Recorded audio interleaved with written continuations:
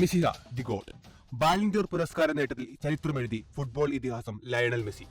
കരിയറിൽ തന്റെ 8ാമത്തെ Ballon d'Or പുരസ്കാരമാണ് football മെസ്സിഹ സ്വന്തമാക്കിയത്. ഇതോടെ ബാലൻഡിയോർ സ്വന്തമാക്കുന്ന ഏറ്റവും പ്രായമേറിയ താരം കൂടിയായി ലയണൽ മെസ്സി. മാഞ്ചസ്റ്റർ സിറ്റിയുടെ നോർവേ താരം എർലിംഗ് ഹാലൻഡിനെ മറികടന്നാണ് മെസ്സി വീണ്ടും പുരസ്കാരം നേടിയത്. കഴിഞ്ഞ സീസണിൽ 41 ഗോളും 26 അസിസ്റ്റും മെസ്സി നേടിയിരുന്നു. നേരത്തെ 2009, 2010, 2011, 2012, 2015, 2019, 2021 വർഷങ്ങളിലായിരുന്നു മെസ്സിയുടെ പുരസ്കാര നേട്ടം. ഫ്രാൻസിന്റെ കരീം ബെൻസിമയായിരുന്നു കഴിഞ്ഞ വർഷം ബാലൻഡിയോർ പുരസ്കാര ജേതാവ്.